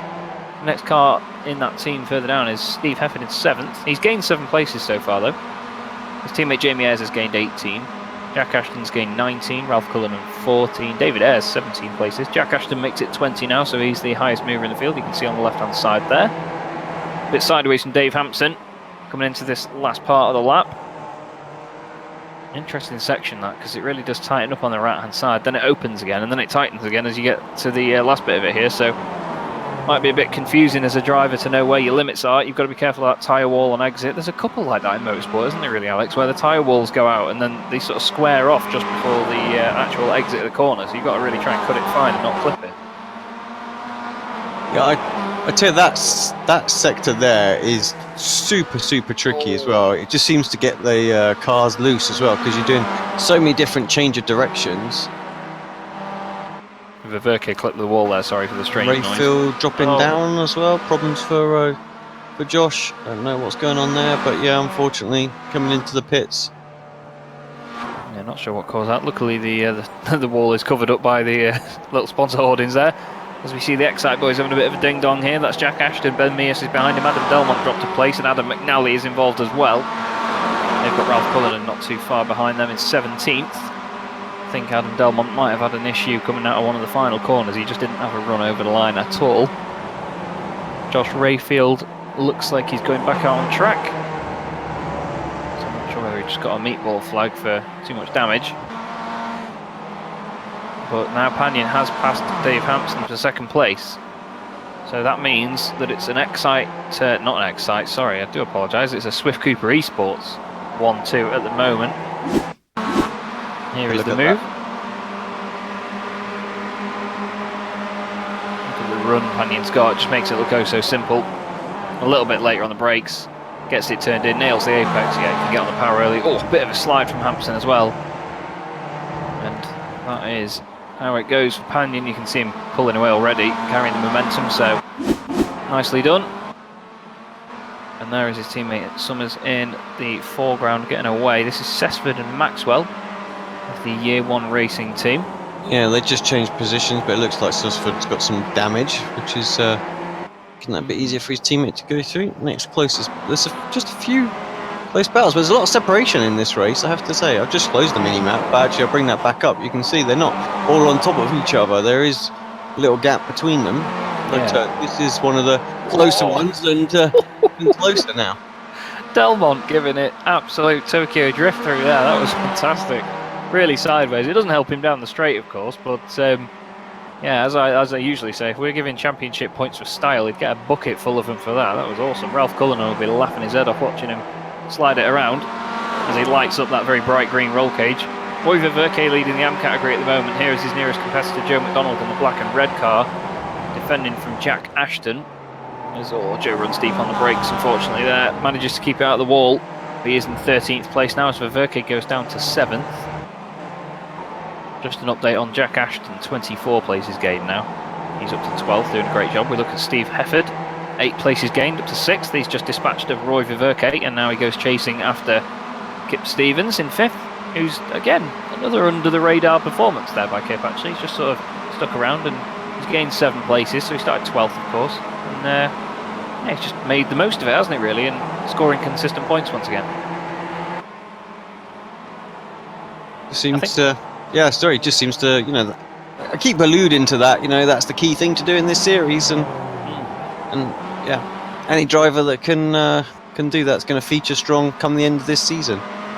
Of course, this season's not going to be broken up, unlike BSR TC, which is, you know, obviously a lot of debate going on right now because we've got this new Audi RS3 LMS TCR car come in, possibly end of June, maybe August time. It's going to miss the June build, we're being told. So, yeah, that series probably may be reset, may carry on, who knows? But it's probably going to get a new car. This one does not. It goes all the way through till November, and of course we reset the points. And we have a showdown at the end. So yeah, lots to play for right now and getting good consistent points. Yeah, you definitely want to get them on the board so you're not playing catch up further down the line. And of course, when that TCR car does drop and is on iRacing, expect to see 1,000,001 TCR leagues pop up, as there very undoubtedly will be. It's going to be a very popular car, that's for sure. Everyone loves a bit of touring car racing, a bit of door-to-door action. And the Kia has sort of run its course, I must say. Maybe a controversial statement for some, but I think it has run its course by now. It's not even a touring car, really. It's a GT car, isn't it? A GTS class, apparently, in the Continental Tyres Challenge thing that goes on. It's only 400 brake horsepower front-wheel drive car, so it's a bit of a mad machine. But Adam McNally has lost a place to Ralph Cullinan here, actually, Alex. And, oh, his teammate Delmont clipping the wall again. But Cullinan has actually managed to get past these two Excite cars here. I think the damage may have helped slightly, but McNally's going to try and have a go and get it back. This is for 15th. It doesn't even look like he's gaining, does it? It looks like he's got some real issues with straight line speed there. He's later on the brakes, but Cullinan's got the ideal line on the inside. McNally tries to get it back, but look, he's just got nothing out of the corner. Yeah, definitely a lot of front end damage on that, and I think that's what's affecting him there, just killing that. He's actually got some rear damage as well, so yeah, he must have hit the wall pretty hard on a car ahead or behind or something like that when we had that Constantino on lap 1. Yeah. So yeah, it's definitely hurting him. Kip Stevens, we haven't mentioned him too much about being at the front today, but here he is, in a battle for 5th and 6th place right now. He's losing out to Holmes. Surprised, Holmes is a very, very quick driver. Behind him is Ververke. He'll want to try and stay ahead of him. Get some honours, obviously. Roy obviously leading in the AM Championship at the moment. Well, not sorry, AM Championship, but the AM class. Yeah, he's doing a fine job of it as well, is Roy. He's another one that just consistently scores points. He's let Plowman through there. Ashley Beard is on his case as well. And he's got Jamie Ayres, but he's playing the long game here. He knows that he's going to get more points than some of the other AMs. Of course, his teammate Benjamin Mears is second in the AM category in 13th, and it's Joe McDonald. So he doesn't have to worry too much about Benjamin catching up and overtaking him. So they've got a couple of laps left, but that has meant now that Plowman has been released to go and chase down Kip Stevens if he can do so. But Stevens hasn't dropped off here from Brian Holmes that much, to be fair. Like I say, Brian is a very, very quick driver, nearly 5,500 I rating. And Kip himself is 3,000, so is Plowman. Beard is 3.9. You can see this on the battle map there, and the battle box, sorry.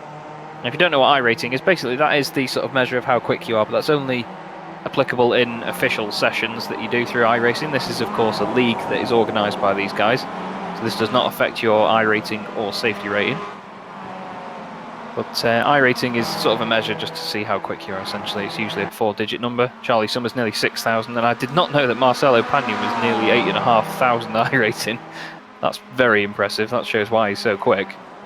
But you do often find, Alex, I mean, you've probably seen this in leagues yourself as well, that you do find people that don't really do a lot of official stuff. So there'll be like 2,000 I rating, but they'll be some of the quickest guys on the service. It's I tell you, there's a lot of drivers that have done this series that have got a serious higher I rating that you just don't realise, you know. So 8.4k, I mean that is crazy high. So yeah, that's I mean he is GT World Championship driver if I'm not mistaken, isn't he? So oh, I did not know that. yeah, I think so. Well, I say that it's shown as A 8.4. But I do remember last season, I think it was W, so perhaps he's lost his license or something like that, or give up on it or something like that. But he was at one point a black stripe driver as well. So yeah, that's fair enough then. Well, anyone that doesn't know as well, black stripe refers to the Pro World Championship licenses. As Pagnon goes to the race lead, Summers obviously succumbing to the superior I rating of Marcelo Pagnon. Now that we can say that. But yeah, you get a black rated license basically that's Pro World Championship license if you're some of the top iRacers in the world. As Pagnon a bit out of shape there. He's got a real drift on the go there. Wow. There's some style points for you. But yeah, Marcelo really showing us how it's done there with car control. Has he? Oh, I thought he might have got disqualified for clipping the wall or something then, but he didn't clip it, it seems. It just his connection just blipping for a second. Dave Hampson holding on in third, though. Alex, he'll be happy with the points that he's going to get from this one, surely. Yeah, let's bring him up. Just still in the slipstream, but yeah, exactly. He'll be dead chuffed with that. SimLab need all the good points. Swift Cooper bouncing back after what was a good run from Excite in the last race as well. So first and fourth race been very, very strong. What's going on here? Oh, that's Jamie Ayres sideways with Beard and Ashton behind him. Don't hit each other, guys. Yeah, I don't know how he saved that. That was like 45 degrees minimum, that was, Jamie Ayres then. I think the wall straightened him up, if anything. I'm not sure whether he made contact with some of them beforehand or whether he clipped the curb. It's very difficult to judge from what we saw, but he's carrying on. Jack Ashton giving everything over the grass there. The very little amount of grass that there is around Belle Isle. Oh, Ayres smacks the wall, kills his momentum. Ashton to the inside, there's a bit of contact. Jamie Ayres just scrapes the wall again on the outside. But Ashton, to be fair, he did get alongside, and Beard's going to get the run now, and we'll see who's got more damage out of these pair, because the back of Beard's car is pretty damaged. Jamie Ayres is now going to have a very damaged front left corner of that. You can see the little reflectors on these cars as well. Great little addition that iRacing have put in since these cars have gone under the lights. That is Stevens ploughing into the black of Ploughman. As they go through the last couple of corners here, it looks like Marcelo Pagnon is going to get the job done. It's going to be a Swift Cooper Esports 1-2 for Marcelo Pagnon and Dave Hampson. Not Dave Hampson, it's wrong team. Charlie Summers. I do apologise, boys. That was the moment to get it right, and I didn't do it. Dave Hampson, though, is going to be happy in third place. There is James McRitchie. He has very sneakily kept his fourth place. Across the line he goes, and you can see Brian Holmes. I'm not doing very well at this. Brian Holmes sort of preemptively celebrating left and right there. Kip Stevens finishes 6th behind Martin Ploughman. Ashley Beard there rounding out your top 10. He finishes behind Jamie Ayres after that last few laps worth of battling. There's McNally and Delmont still can't get past Ralph Cullinan. They're still having a scrap amongst themselves as well. His team manager saying, let me have it, and he's saying, not in your life, stay behind me, don't hit me, don't disqualify me. And across the line they go. Ralph Cullinan on the brakes, and well, there you go, that's that. Now they nailed him. McNally showing his discontent there with what's gone on. Carl Hardy about to cross the line, 22nd place for Result Clothing, just finishing behind Andy Maxwell. And the light has really dropped here. Carl Hardy puts it in the wall as well, showing some sort of discontent. And that's usually one of the funniest things to do, to be fair, on when we do these broadcasts, is to actually watch the drivers come across the line and just plough it into a wall. And you can't do that in real life, so if you got the chance to do it, just get the car back to the pits, smash it into a barrier. People do that in when we did the Chaslington Touring Car Championship last night. Obviously it's in rally cars, but we turned the damage off, so the guys, as they came to turn one at Barber last night, it was an absolute mess in the gravel trap. Oh, I bet it was. It's always good fun to watch. Always good fun to see the guys just going, oh well, that's that done with. But very impressive drive by Marcelo Pagnon then. He gained 9 places, starting from 10th and took the race win. And for the final time tonight, we will bring you the full results from the 4th race in round 11 of the BSR MX5 Pro Series. Marcelo Pagnon takes the win there from Charlie Summers, his teammate. Great 1-2 for those boys. Dave Hampson 3rd, James McRitchie in 4th, Martin Ploughman 5th ahead of Kip Stevens.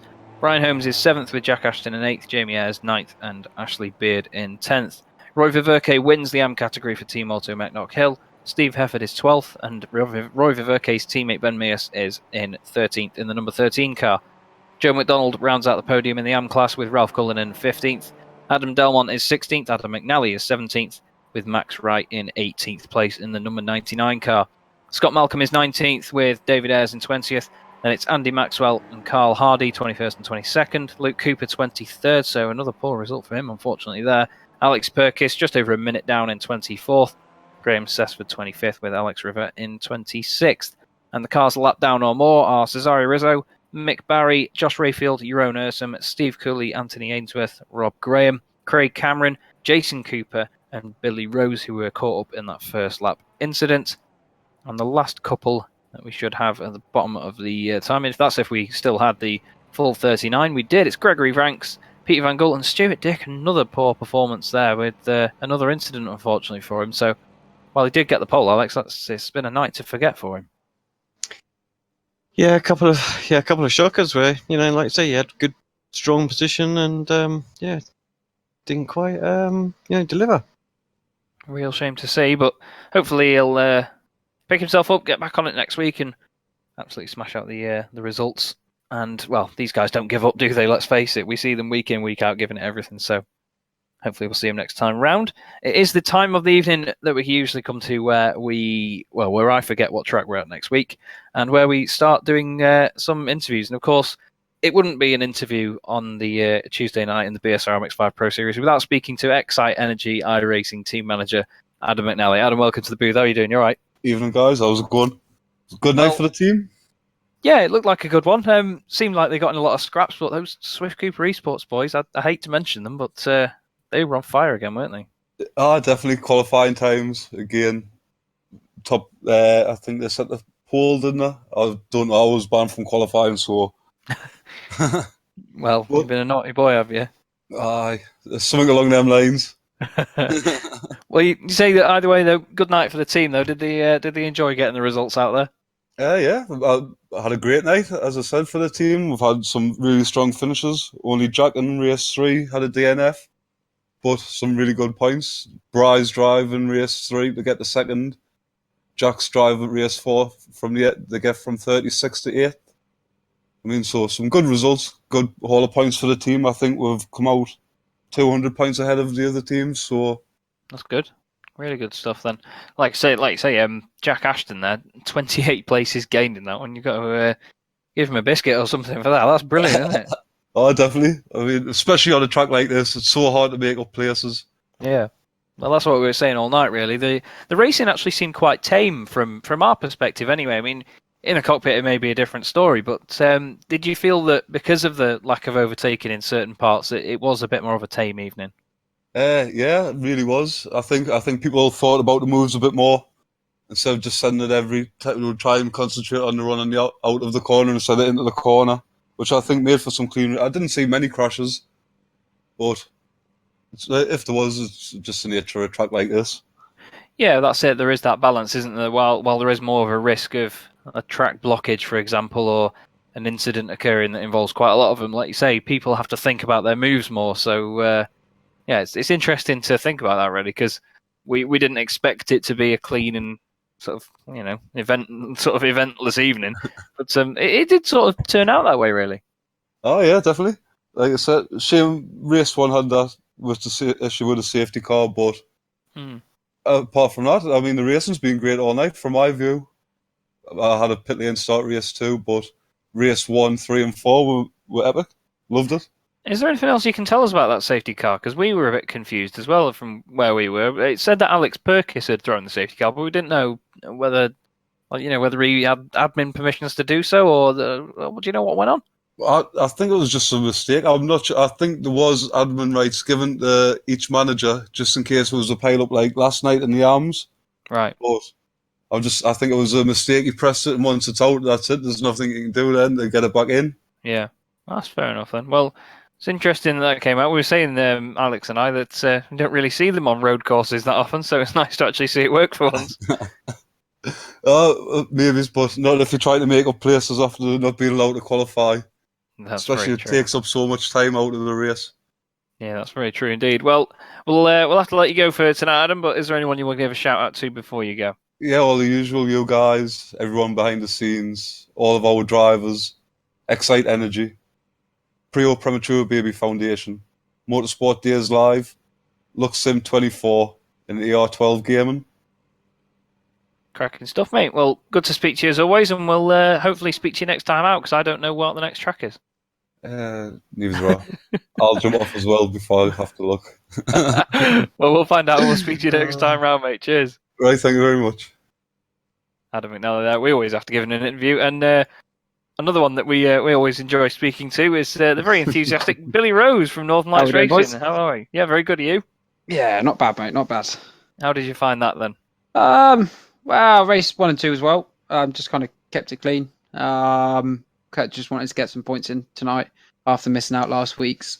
And then third race, just kind of like started from the front. I was even challenging for first place into I think it was the third bend. But then Alex, I don't know if you guys saw. I think you guys cut it right at the last minute. But Adam was side by side of me, and Rob Graham just rear-ended me going into the braking zone. I think he knows what brakes are, but used me as them. And it put me on this track. You can't run wide, so it sent me flying into the wall. So I had damage from that.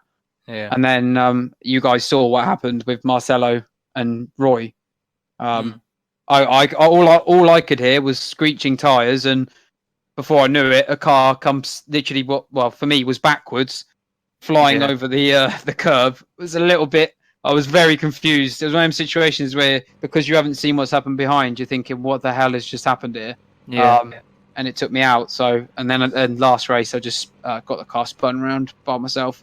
So, bit of a silly mistake from me, but yeah, it was looking to be a good night. I think if I just hadn't had that, wasn't involved in that accident, but I was a bit of a sitting duck in the third race. There was nothing I could have done about that. Yeah, we were saying really that the sort of nature of the track itself. I mean, we were just saying the same to Adam McNally that while there is the risk of incidents, it actually provided more tame racing. And as Adam said, people had to think about their moves more. Do you reckon that was the case?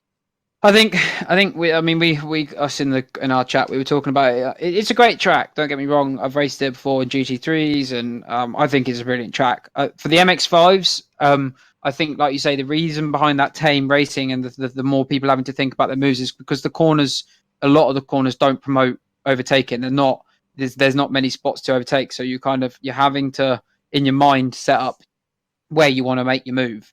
On corners that are logical to make moves on. A lot of the corners, I found it tonight where I was gaining massively on people, but I couldn't make the move because the corner was just, you wanted to make the move, but you knew it wasn't a good idea in certain spots. And with it being like Monaco, the risk is too high to try and make a move in tight bends. Where it can just end. And the thing is, the other thing, the curbs, I don't know whether you guys saw, the curbs were so big. I mean, I was purposely just trying to avoid them.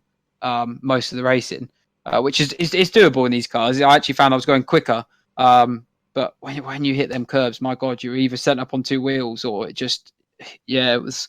I'll tell you, it was a challenging track, but I did enjoy it personally. Some of the other guys in Northern Lights seemed to struggle a little bit with it, but I thoroughly enjoyed it. Just a shame about kind of the results. Like I say, in the third race, setting up to be a good one, just got involved in an accident that really had nothing to do with me, so nothing I can do about it. This is racing, but positive night. Nice to be back finally in the MXs.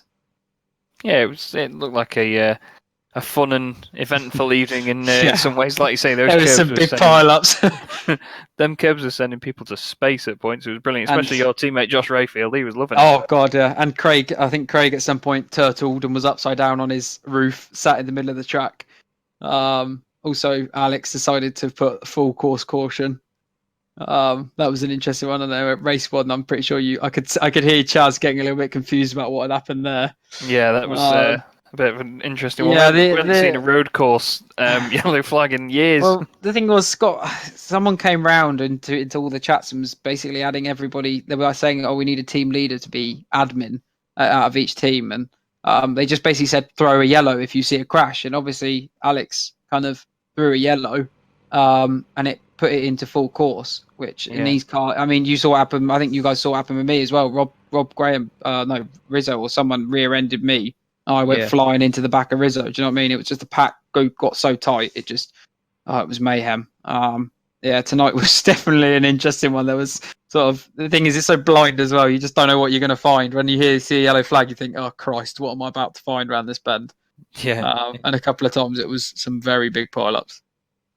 Well, hopefully we won't get the same next time round. Before we let you go, Billy, is there anyone you want to say goodbye to? Or, say hello to? Or say goodbye to. I don't know. No, as usual, me, the team, the sponsors, they're the guys who provide this, all the money and things like that for us to do this. And you guys, as always, you're the guys who make this happen and make this interesting to watch. And not just a load of us going around a track crashing into each other. And also just a little thing about just a rest in peace for Nicky Lauda, to be honest. Bit of a shame we've lost one of motorsport's biggest kind of, I suppose, inspirations and things like that. So shame we heard that today. But yeah, hope we gave him a good race tonight. Yeah, the MX5s. Indeed. Well, nicely said, buddy. And we will hopefully speak to you again next time round. Awesome, definitely. Cheers, Take mate. it easy, guys. Thank you very much. Bye. Billy Rose there, probably one of the most enthusiastic people that we ever speak to be honest, isn't he, Alex? He's brilliant. I love the fact he's in here, he's listening to the broadcast and everything, Just he knows what we said better than we do. I know, I don't even know what day it is. Just final thoughts on that one from you, mate. It was a bit of a different one to what we're used to. Yeah, I think we're always going to expect that with this circuit. I think it delivered exactly what we were expecting, to be fair. Good, some good racing out there. I actually thought we were going to see it'd be a little bit easier to overtake than it was. So, that made it interesting as well. People had to really work for those moves. So it's good. I like that. I just sometimes I think these MX5s, can be a little bit easier to get the run and get by. So when it's a bit more of a challenge, I think the racing's good. Yeah, definitely. I agree with you on that one. It was certainly interesting to see how it applied. It's my first time ever watching or even loading Belle Isle into the actual sim. It was very interesting to see how it all went, and I'm actually going to be doing a couple of laps around here because while I sort of didn't like the idea of it, watching these boys go around, it looks like quite a lot of fun, to be honest. So I'll certainly be doing that. But for now, though, thank you everybody for watching. It's been an absolute pleasure for you tonight on Apex Racing TV and on the iRacing Esports Network. Alex, pleasure working with you as always, and we will see you all the same time next week at Tuesday, 8:15 p.m. in the UK for round 12 of the BSR MX5 Pro Series. Have a great evening.